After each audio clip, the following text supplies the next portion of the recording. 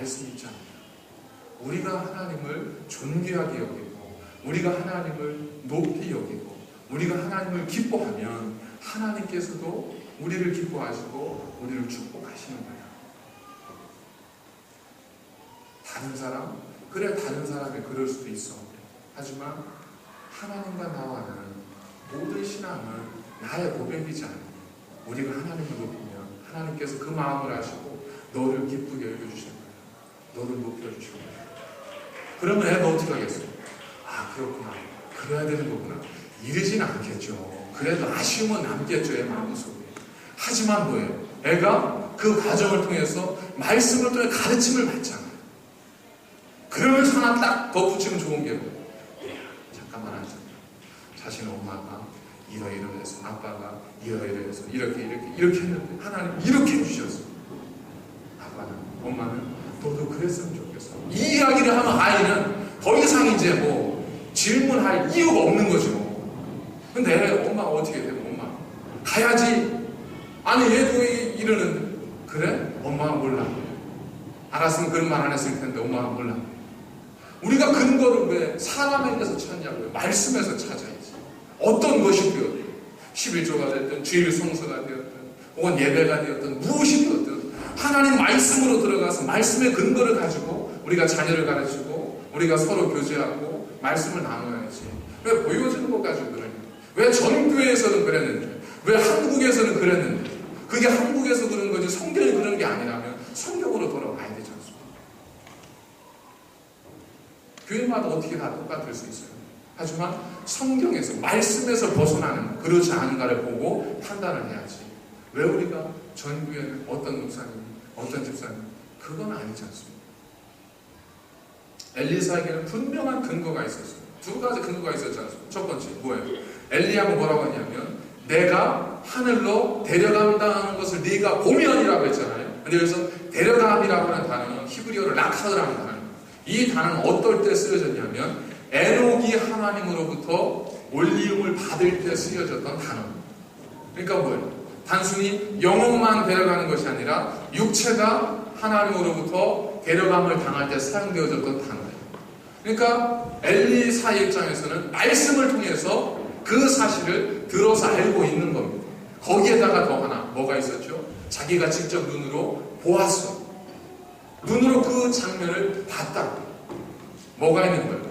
말씀의 근거가 있고 두 번째 주관적 체험의 근거가 있습니다.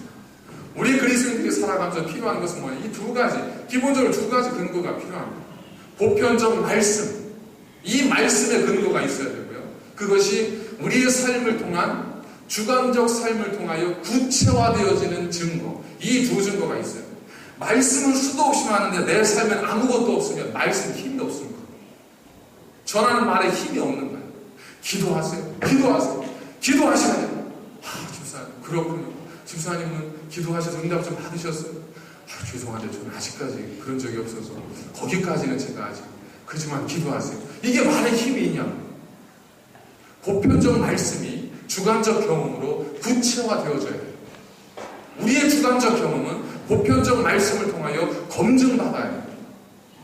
내가 봤어. 이게 다가 아니라 말씀을 통해서 그것이 검증될 필요가 있다는 거예요. 말씀이라는 것도 타편 요소를 하나 빼다가 요거 빼다가 그런 것이 아니라 사실 우리가 하나님 말씀을 뭐 취지가 좋으면 다 좋을 수 있겠지만 여러분 예를 들면 내 시작은 미약하였었는데 나중에 힘이 창대하리라. 얼마나 은혜스러워 그죠? 근데 이거 김일성이 한 얘기 여러분들 기뻐하시겠어요? 하긴 뭐 먼저 한 거의 차이지 뭐 그죠? 누구나 할 수 있는 일이에요. 사실 이게 하나님이 주신 말씀이나 혹은 욥이 한 얘기가 아니잖아요. 욥의 친구가 욥을 야 너 아무것도 모르는 거 그러지 마. 네가 지금 비록 이렇게 미약하지만 나중은 창대할 거야. 이 얘기하면 욥을 책망하면서 했던 얘기다. 우리는 그거 가지고 굉장히 은혜 받잖아요. 받으니까 뭐 어쩔 수는 없겠지만 사실은 그렇다는 거예요. 그러니까 말씀 우리가 하나만 딱 파편만 가지고 오면 엉뚱하게 말씀을 해석하는 경우들이 있을 수 있습니다. 그래서 우스갯소리 하는 얘기지만 오늘은 무슨 말씀을 주실까 딱 폈더니 유다가 목매는 얘기. 그래가지고 이건 아니지. 하나님이 나를 사랑하는 분. 이건 아니지. 그래서 다시 한번 폈더니 속히 가서 행하라. 이래가지고 엉뚱하게. 예? 말씀을 그렇게 보는 게 아니잖아요. 말씀은 우리의 구체적인 주관적 경험을 통해서 구체화돼야 되고, 우리의 경험은 보편적 말씀을 통해서 검증되어져야 된다는 거예요. 엘리사에게 이 두 가지가 있었어요. 근데 지금 제자들은 뭘 가지고 지금 우기는 거예요? 그저 자기들의 생각, 자기들의 경험, 이걸 가지고 우기는 거예요. 자, 우기니까 누가 이겨요? 끝내 누가 이겨요? 엘리사가 졌잖아요. 두 번째 엘리사가 뭐라 그래요? 하도 그러니까, 부끄러워할 만큼, 당혹스러워할 만큼 하도 제자들 그러니까, 그럼 보내라. 근데 지금 엘리사 같은 경우는 그 선지자로서의 어떤 그 새로운 포지션을 가지고 선지자의 사명을 감당하는 첫 번째 경우지 않습니까? 거기에서 지금 사실 이걸 어떤 그 정치의 승리학적 관점에서 보면 어떻게 이걸 이해할 수 있냐면, 이 엘리사의 영적 권위가 뭉쳐진 제자들의 어떤 담합의 힘에 의해서 밀린 거일 수 있잖아요. 어찌됐든 사실은 사실 여부를 떠나서 그렇게 얼마나 해석될 수 있다. 엘리사 입장에서는요, 그렇게 받아들일 수 있어요. 그러니 엘리사가 이거 원했겠어요? 이러면 밀리는 건 우리 기싸움 있잖아요. 기싸움. 딱 만나면 서로, 여러분들이 기싸움 하시는 것 중에 가장 보편적인 게 뭔지 아세요? 나이 물어보시는 거예요. 딱 만나서 한국 분들은 쭉 이 얘기 저 얘기 하다가 한 방을 딱 날리잖아요. 나보다 나이 많아 보이면 그런 얘기 안 해요. 근데 좀 적어 보인다 싶으면, 근데 나이가 어떻게 되세요? 그 말로 이제 딱 기를 확 누르는 거 아니죠? 엘리사가 거기 제자들에게 밀리면, 야, 이제 내가 이 지도자의 삶이 어떻게 될까? 사실 두려울 수 있다. 그렇다고 해서 엘리사가 자존심이 없어서 그냥 어쩔 수 없네 하고 그런 분인가? 여러분, 저희들이 몇 주 후에 살피겠지만 엘리사가 산에서 내려올 때 몇몇 애들이 놀렸다고. 엘리사 놀리니까 엘리사가 뭐라고 그래요? 애들이 놀렸다고 저주를 했어요. 하나님의 사람이 애들이 놀렸다고 애들을 저주했어요. 그랬더니 어때요? 갑자기 숲풀에서 곰두마리가 나타나서 아이들 42명을 죽여버렸어요. 엘리사가 자존심이 없는 사람이에요? 아니에요. 애랑 싸우는 사람이 엘리사예요. 애랑도 싸울 수 있는 사람이 엘리사예요. 근데 제자들 50명? 사실 니들, 왜냐하면 칼자루는 엘리사가 가지고 있잖아. 확실하니까 엘리사. 니들 엘리야의 영향을 아직까지 받고 있구나. 이제 시대가 바뀌었다. 니들은 끝이야. 그래가지고 그들 싹 정리하고, 그 다음에 새로운 사람을 싹 심으면 얼마나 다음이 편하겠어요. 근데 엘리사가 어떻게 해요? 모든 걸 다 알고 있지만, 분명한 근거도 가지고 있지만, 그러면 보내라. 왜 그럴까요? 우리는 경험하지 않고는 알 수 없는 것들이 있습니다. 우리는 경험하지 않고는 느낄 수 없는 것들이 있어요. 우리는 죄인이라고 해요. 우리 스스로를 죄인이라고 고백합니다. 그러나 우리를 향해서 누군가 정말 죄인이라고 하면 굉장히 싫어요. 왜? 내면에는 그냥 종교적, 신앙적 용어로와 관용적 표현으로서의 죄인입니다는 있지만, 정말 내가 죄인 취급당하는 것은 싫은 거죠. 그지만 우리가 고난 앞에, 유혹 앞에 한번 서보세요. 우리가 얼마나 하나님을 파렴치하게 이용할 때가 얼마나 많습니까? 입으로는 거룩하게 하지만, 차라리 아니라고 하면 괜찮겠지만, 입으로는 거룩하고 표현은 거룩하다면서 하나님을 이용하고 하나님을 내 삶을 위한 도구로 삼았던 적이 사실 얼마나 많습니까? 이거 하나님이 들추어내신다면 우리가 하나님 앞에서 그래도 떳떳할 수 있겠어요? 그 상황에 들어가 보지 않으면 우리는 입으로는 죄인입니다 하지만 우리가 실제로 그걸 느끼지는 못해요. 우리는 어때요? 저는 믿음이 약해요. 목사님, 저는 믿음이 약해서 그분한테 집사님 참 믿음이 약하시네요. 그러면 그분 좋아하시겠어요? 절대 안 좋아하시죠. 언제 깨달아요? 정말 믿음이 보여줘야 될 그 순간이 닥치면 깨닫게 됩니다. 엘리야에게 하나님께서 왜 갈멜산의 권능을 보여주셨습니까? 왜 엘리야에게 하나님께서 세미한 음성 가운데 하나님의 임재하심을 나타내셨어요? 믿으라고. 유혹에 찾아오고 싸움이 올 때 담대히 그 말씀을 믿고 그 경험을 가지고 나아가라. 근데 어때요? 이사벨이 너 죽여! 그랬더니 엘리야가 어떻게 해요? 광야로 도망치잖아요. 살려고. 거기에 고꾸라져서 로렌나 마을에 엎드려 서서 엘리야가 고백하는 게 뭐예요? 나를 죽여주십시오.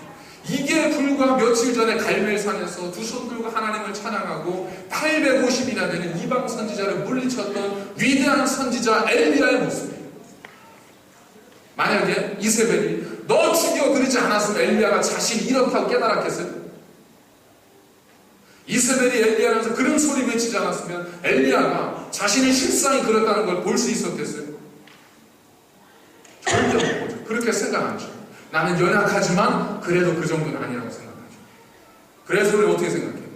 주님께서 말씀하십니다. 내가 겨자씨만한 믿음만 있으면 이사의 명하에 저리로운 길이라도 그리 될 것이다.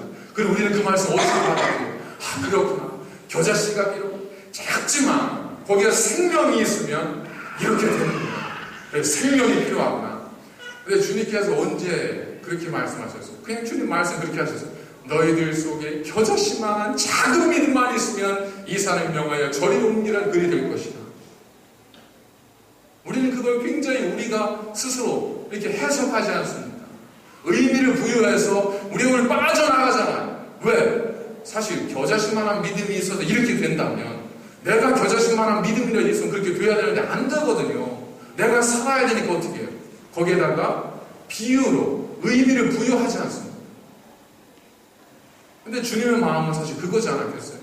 니들 믿음이 있다고 하지만 사실 내가 보니까 아니다. 니들이 겨자씨만한 믿음이 있으면 이거 안 될 거 아니야. 다 내가 해준다. 니들은 아니다. 근데 그 얘기를 듣는 제자들은 생명이 있어야 된다는 거구나. 이렇게 해석하고 자기를 그 하나님의 주님 말씀에서 자기를 빗겨나게 만들어 놓쳤습니다.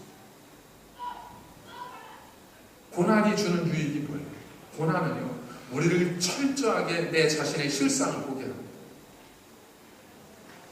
엘리사가 죽어라 요청하는 제자들 향해서 뭐라고 하냐면 그래 한번 가봐라. 그래서 장자 50명을 풀어가지고 3일 동안 산을 다 헤매게 했어요. 찾았어요? 못 찾았죠. 그러니까 얼마나 돌아오는 거름이 사실 부끄러웠겠어요. 왜? 엘리사가 주인이 시켜서 한 것 같으면 그냥 당당하게 가서 왜 없는데 시켰어요? 그러면 되지만 주인은 분명히 선생님은 없다, 가도 소용없다 그랬는데 자기들 우겨서 갔다 온 거거든요. 그러니 얼마나 민망해요.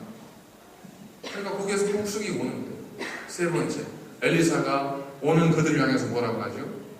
거봐, 가지면 안 됐지. 됐지. 주님께서 베드로가 주님께서 제자들에게 말씀하시죠. 너희가 나를 배신 부인하리라. 그랬더니 베드로가 모든 제자들이 그래, 우리가 왜 주님을 배신하나? 목숨을 다해 주님을 지키기 위해서입니다. 아니다. 너희가 나를 배신하리라. 다른 사람들은 몰라도 나는 주님을 배신하지 않겠습니다. 베드로가 그렇게 당당하게 외쳤다. 그런데 어떻게 됐어요? 결과는 겪어보니까 그 상황에 닥쳐보니까 이게 내가 생각한 대로 되는 게 아니거든요. 우리가 내가 생각하는 거죠. 그렇게 대단한 존재는 아니거든요. 예배 드릴 때, 그 앞에서 말씀 드릴 때, 우리가 기도하면서 나아갈 때, 그때는 뭐든 할 수 있을 것 같고 내 안에 그래도 겨자씨보다는 큰 믿음이 있다고 생각하지만 정말 그 믿음이 시험당하는 그 고난의 때를 딱 우리가 들어가 보면 적나라하게 우리 믿음 보이지 않습니다. 기도하지만 돌아서서 나아갈 때 새벽에 가서 하나님께 눈물로 기도하다가 나아가는 걸음이 어땠어요? 기쁘고 감격한 한나처럼 그 믿음 가지고 나아갈 때도 있지만 때로는 어떻습니까? 나아가면서 굉장히 걱정되고 근심되고 마음에 두려움이 사라지지 않고 기도가 하나님이 듣게 하셨어요. 사실 이게 우리의 모습이지 않습니까? 우리가 경험하지 않으면 알지 못하는 것이 있습니다. 엘리사는 그것을 깨닫게 하기 위해서 제자들로 하여금 가라 그랬어요. 그래서 간 거죠. 엘리사는 자신의 자존심까지 내려놨어요. 자기는 모든 걸 알아요. 그런데도 다 내려놨어요. 너희들이 그렇다면 한번 가라. 여러분, 엘리사가 내려놔서 그가 결과적으로 어떤 결과를 만들어냈어요? 사실 엘리사 입장에는 어떤 식으로든 자신의 영적 권위를 드러내야 되는데, 그러려면 대단한 일을 하고 뭘 해야 되는데 그게 아니에요. 엘리사는 그냥 자기의 분명한 확신까지도 사람을 얻기 위해서 내려놓은 겁니다. 그랬더니 나중에 어떻게 해요? 제자들이 쫓아와서 스승님, 저희들이 스승님 말씀을 들었어야 되는데 죄송합니다 하면서 굴복하고 엘리사를 존경하고 그를 섬기게 되지 않습니까? 주님은 말씀에 따르는 순종, 말씀에 의한 내려놓음은 절대 우리를 빈손되게 하지 않습니다. 말씀에 의한 우리의 내려놓음은 절대로 하나님께서 우리를 궁핍하게 만드는 도구로 사용하는 것이 아닙니다. 하나님께서는 말씀에 의지하여 내려놓는 자를 하나님의 능력으로 붙들어 세워주십니다. 자존심까지 내려놨지만 하나님은 더 큰 비용으로 엘리사를 세워주셨습니다. 이것이 하나님께서 우리에게 주시는 말씀입니다. 내가 확실해서 정말 보이는 게 있을 수 있습니다. 저러면 안 되는데, 저건 아닌데 보이는 게 있을 수 있어요. 그러나 사람은요, 사실로 무너뜨리는 것이 아니라 사람은 마음으로 무너뜨리는 겁니다. 아무리 내가 분명한 것을 알고 있다 하더라도 사랑을 얻기 위하여 잠시 내 것을 내려놓아 줄 수 있는 마음, 그리고 하나님 앞에 기도할 수 있는 마음, 그것이 우리를 높이는 것이고 우리가 승리하는 것이고 우리가 이기는 길이라는 겁니다. 정말 엘리사처럼 우리 하나님께 속한 모든 우리 성도들의 삶 속에 이와 같은 내려놓음을 통한 하나님의 놀라우신 능력이 날마다 가득하시기를 주님의 이름으로 간절히 축원을 드립니다. 기도하시겠습니다. 거룩하신 아버지 하나님, 예수 그리스도를 통하여 당신의 모든 삶까지 내려놓게 하셨지만 하나님은 오히려 그에게 부활의 기쁨을 주시고 인류 구원의 영광을 이루게 하셨습니다. 하나님, 부족하고 어리석고 깨닫지 못하는 저희들의 믿음을 불쌍히 여겨 주셔서 우리로 하나님 안에서 온전히 믿는 자 되게 하시고 연약한 믿음을 위하여 기도하게 하여 주시고 말씀에 의지하여 살아가게 하셔서 우리로 주님의 능력 가운데 엘리사와 같은 하나님의 사람으로, 능력의 사람으로 살게 하여 주옵소서. 예수님의 이름으로 간절히 기도드립니다. 아멘. 곁에 계신 분들과